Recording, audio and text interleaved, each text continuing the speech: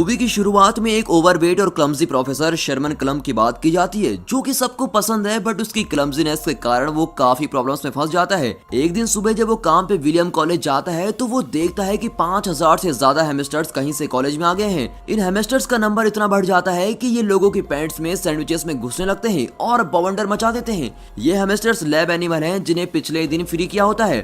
थोड़ी इन्वेस्टिगेशन करने पे ये पता चलता है कि पिछले दिन बिना शर्मन को पता चले उससे गलती से एक बटन प्रेस हो गया था, जिससे वहां का केज खुल गया था। शर्मन इस प्रॉब्लम को आइडेंटिफाई करके रोकने की कोशिश करता है और शैली के पास जाता है, जो कि शर्मन की फेवरेट है और उसी की तरह ओवरवेट है। शेरमन और उसकी टीम एक फॉर्मूला बनाने का एक्सपेरिमेंट करती है, जिससे एक मोटे इंसान का डीएनए इस तरह बदलता है कि वो जल्दी से वेट लूज कर सकता है। वो फॉर्मूला शैली पर इस्तेमाल करते हैं और शैली 85 ग्राम वजन कम कर लेती है। इससे उनके फॉर्मूले की एफिशिएंसी पता चलती है। शेरमैन का असिस्टेंट जैसन उसे शैली को फॉर्मूले की डोज बढ़ाकर देने को बोलता है, बट शेरमैन बताता है कि ये शैली के लिए डेंजरस हो सकता है। उसके बाद डीन शेरमैन को बुलाते हैं और उसे हैमस्टर्स के इंसिडेंट के बारे में बात करते हैं। उसे बताते हैं कि उस इंसिडेंट की वजह से कॉलेज के साइंस डिपार्टमेंट ने बहुत फंड्स खो दिए हैं। हार्लन नाम का एक बंदा जो स्कूल को $10 मिलियन डोनेट करने को बोलता है, वो आखिरी एल्यूमिनी होता है। डीन क्लम को वार्निंग देता है कि वो बहुत ध्यान से एक्सपेरिमेंट करे, क्योंकि वो हार्लन को नहीं खोना चाहते। शेरमैन क्लास ले रहा होता है और उसके मोटे पेट से बोर्ड पर लिखा हुआ कुछ इरेज हो जाता है। वो ये चीज नोटिस करता है और उसके साथ वहाँ बच्चे भी हंसने लगते हैं। उसके बाद मिस कार्ला नाम की एक न्यू टीचर उससे मिलने आती है। मिस कार्ला ने केमिस्ट्री में ग्रेजुएशन की होती है और हॉल के पास में क्लास को बढ़ाती है। शेरमैन को उसकी सुंदरता और काइंडनेस बहुत अच्छी लगती है। कार्ला शेरमैन को बताती है कि वो उसे हमेशा से मिलना चाहती थी और वो उसके काम को बहुत पसंद करती है। उसी दिन शेरमैन डिनर पे अपनी फैमिली से मिलता है और उसकी फैमिली में सब ओवरवेट हैं। शेरमैन रियलाइज करता है कि ये फैमिली प्रॉब्लम है, बट उसके पिता को मोटे और ओवरवेट होने पे खुशी होती है और वो शेरमैन को बोलते हैं कि वो कुछ भी कर सकता है, मगर अपना वेट कम नहीं कर सकता। उसके पिता को खाते समय गैस पास करने की बुरी आदत होती है और वो तब तक गैस पास करते रहते हैं जब तक वो पोटी ना कर दे। उसके पिता की इस हरकत से वो बहुत शर्मिंदा होता है और जैसे उसके पिता अपने कपड़े बदलने के लिए उठते हैं, उसकी माँ उससे बोलती है कि चाहे वो बाहर से कैसा भी दिखता है, मगर उसका दिल साफ और सुंदर है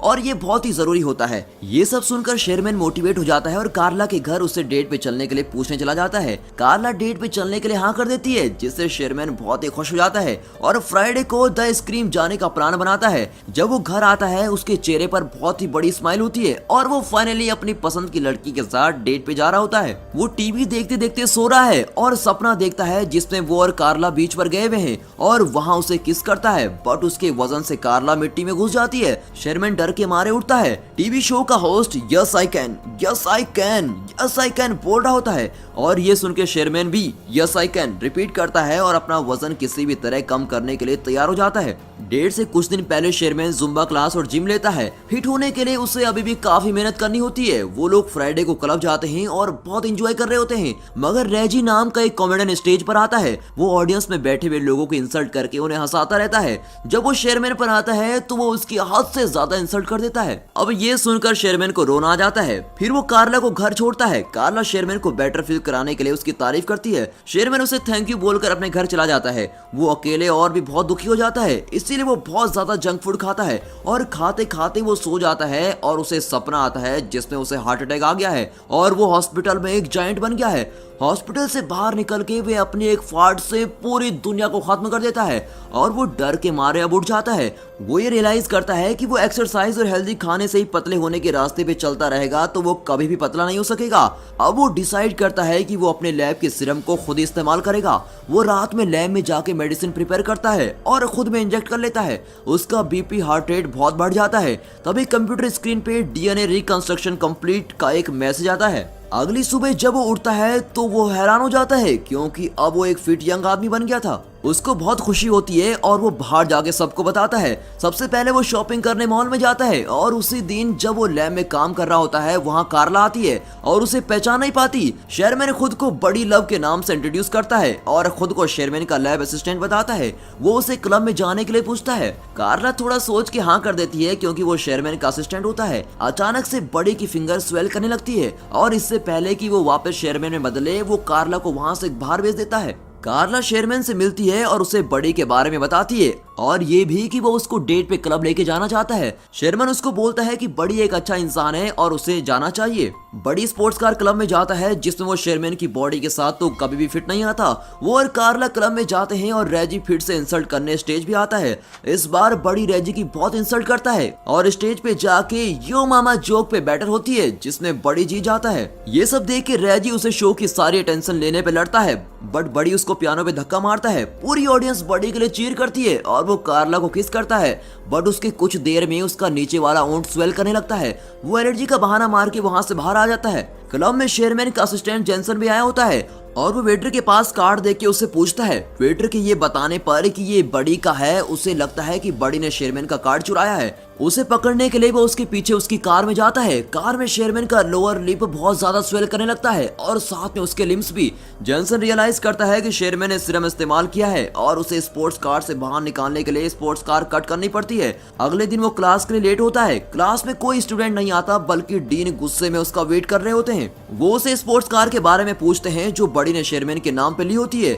वो उसे इस फालतू खर्चे के लिए कुछ नहीं बोलते बट ये बोलते हैं अगर हार्लन के फंड में प्रॉब्लम आई तो वो उसकी जान ले लेंगे।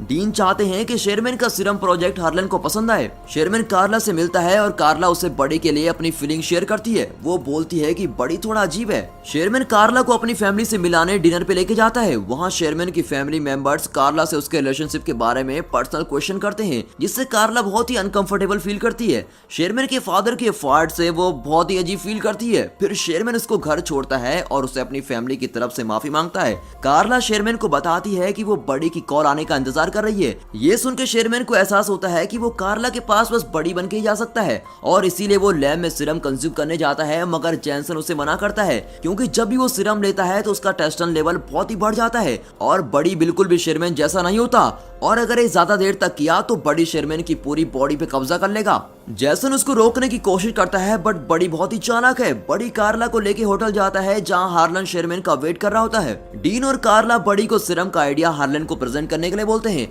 अब बड़ी हार्लन को अच्छे से एक्सप्लेन करता है और वहां खड़ी लड़कियों को फिजिकली डिस्क्राइब करता है और साथ ही शेरमैन के नाम का पूरा क्रेडिट भी ले लेता है। कार्ला को ये सब देख के बहुत ही शौक लगता है और वो बड़ी को ये बात जाके बोलती है।